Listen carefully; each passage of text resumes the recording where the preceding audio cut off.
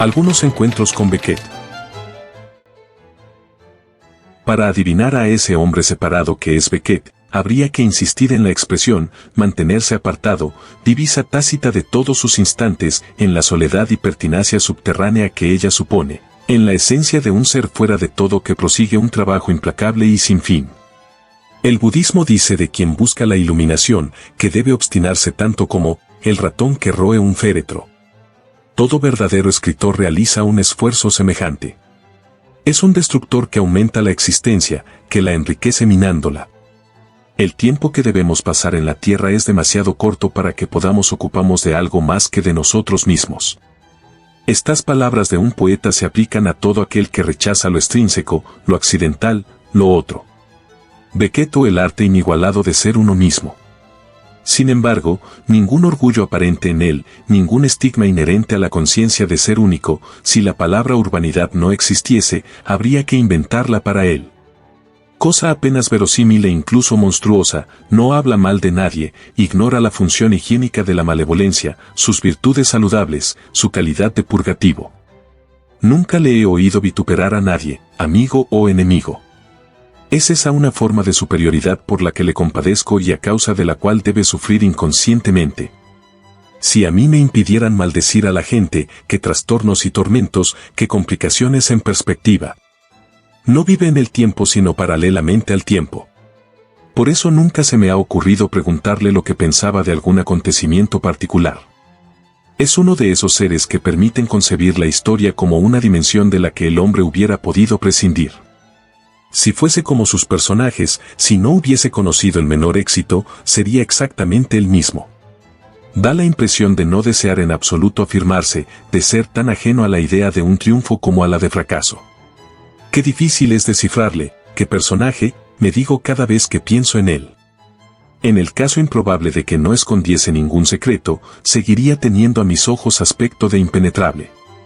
Yo procedo de un rincón de Europa donde los excesos, la confusión, la confidencia, la confesión inmediata, no solicitada, impúdica, son de rigor, donde se sabe todo de todos, donde la vida social se reduce a un confesionario público, donde el secreto precisamente es inimaginable y la locuacidad raya en el delirio.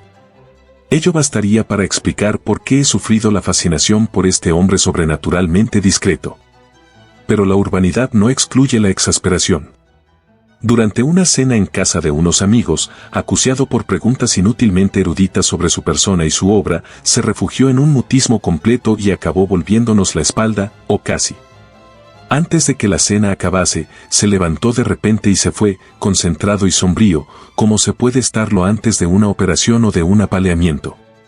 Hace unos años, habiéndonos encontrado por casualidad en la calle, me preguntó si trabajaba, y le respondí que había perdido el gusto por el trabajo, que no sentía la necesidad de manifestarme, de producir, que escribir era para mí un suplicio.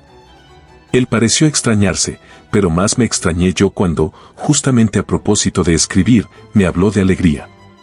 ¿Utilizó exactamente esa palabra? Sí, estoy seguro. En ese instante recordé que durante nuestro primer encuentro, en la closeria de Lilas, a principios de los años 60, me había confesado su gran cansancio, su sensación de que no podía sacarse ya nada de las palabras. A las palabras, sin embargo, ¿quién las ha amado tanto como él? Ellas son su sola compañía, su único soporte. A Beckett, que no se autoriza ninguna certeza, se le nota sólido en medio de ellas.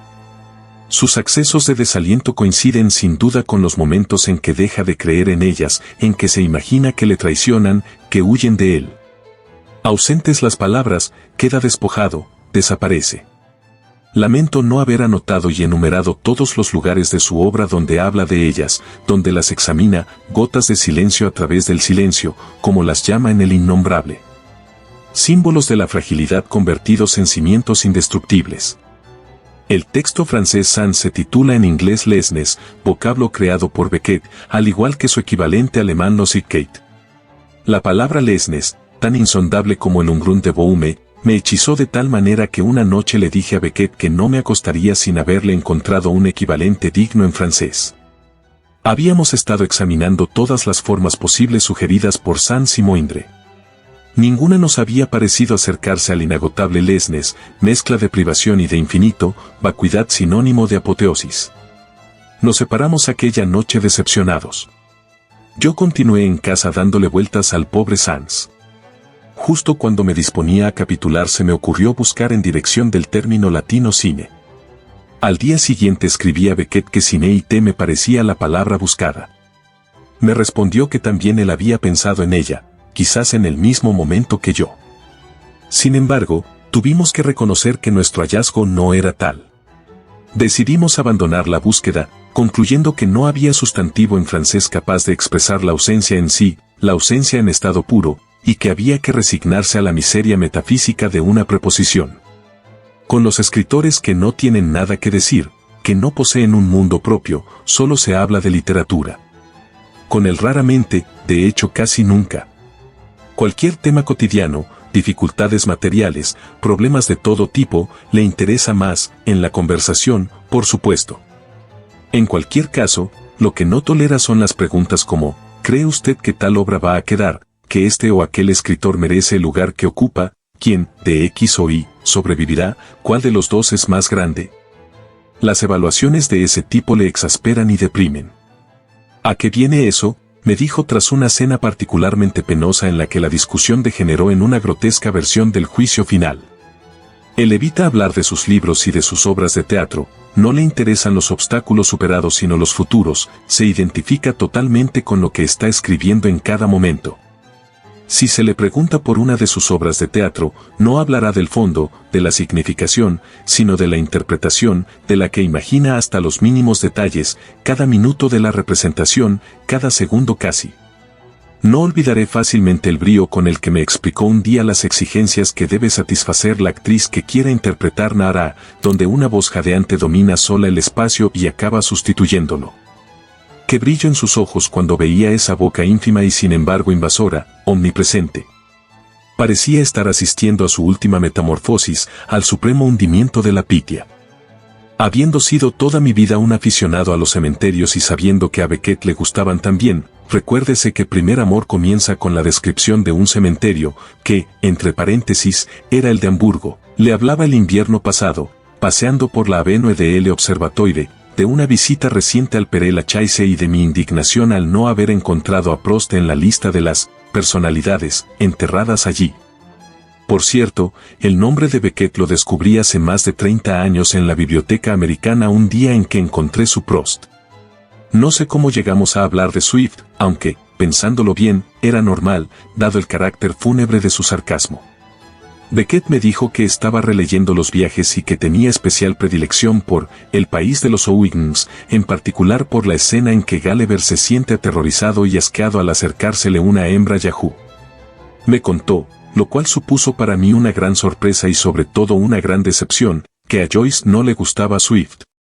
Contrariamente a lo que se piensa, añadió, Joyce no tenía ninguna propensión a la sátira. Nada le escandalizaba, era imperturbable, lo aceptaba todo. Para él no existía ninguna diferencia entre la caída de una bomba y la caída de una hoja.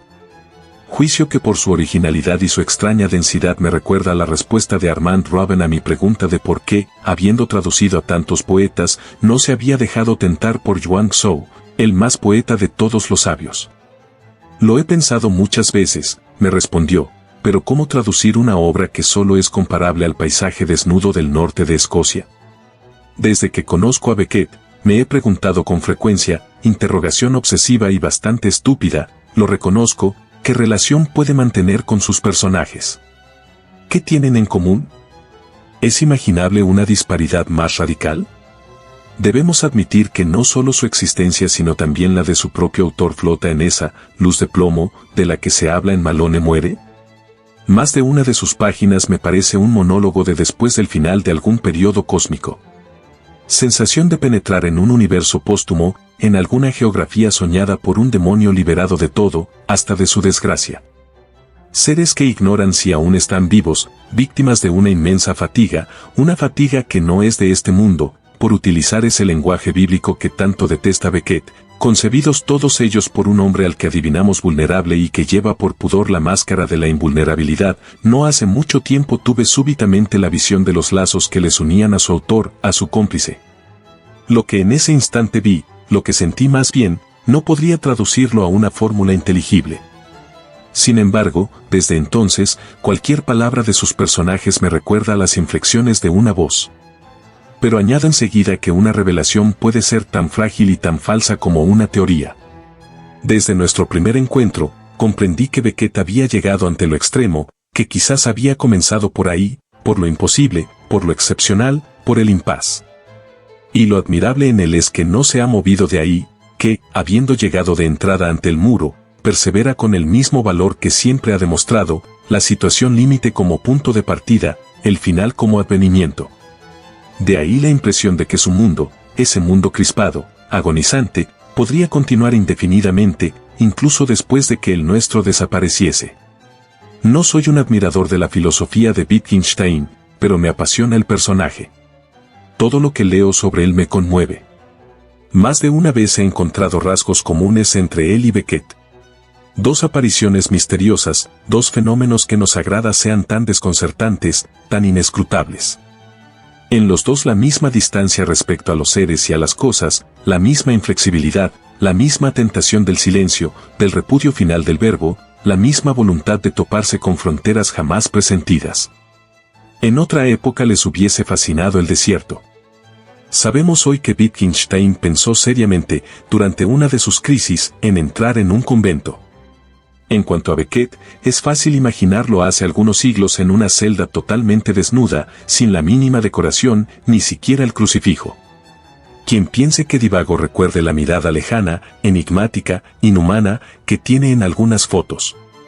Nuestros comienzos son importantes, por supuesto, pero solo damos el paso decisivo hacia nosotros mismos cuando nos quedamos sin origen y ofrecemos tan poca materia para una biografía como Dios.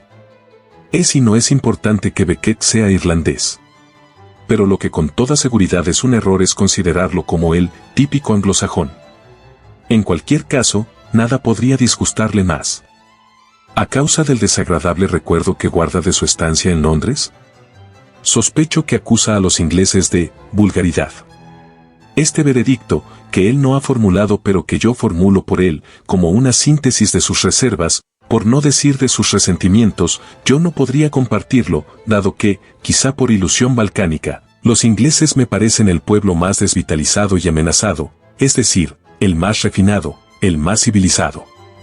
Curiosamente, Beckett se siente en Francia como en su casa, cuando en realidad no tiene afinidad alguna con esa especie de prosaísmo tan francés o, mejor, tan parisino. ¿No es significativo que haya traducido, al inglés en verso, a Chamfort? No todo Chamfort, por supuesto, únicamente algunas máximas. Pero la tentativa, sorprendente por sí misma, casi inconcebible, si se piensa en la ausencia de aliento lírico que caracteriza la prosa esquelética de los moralistas galos, equivale a una confesión, por no decir a una proclamación. Los espíritus secretos revelan siempre a su pesar el fondo de su naturaleza. La de Beckett está tan impregnada de poesía que resulta indistinta de ella. Le imagino tan voluntarioso como un fanático. Si el mundo se derrumbase, él no abandonaría el trabajo en curso, ni cambiaría de tema. En las cosas esenciales es ciertamente ininfluenciable. Para lo demás, para lo esencial, se halla indefenso, es probablemente más frágil que todos nosotros, más aún que sus personajes. Antes de escribir estas notas, me había propuesto releer lo que, desde perspectivas diferentes, Meister Eckhart y Nietzsche escribieron a propósito del hombre noble. No he realizado mi proyecto, pero no he olvidado un solo instante que lo había concebido.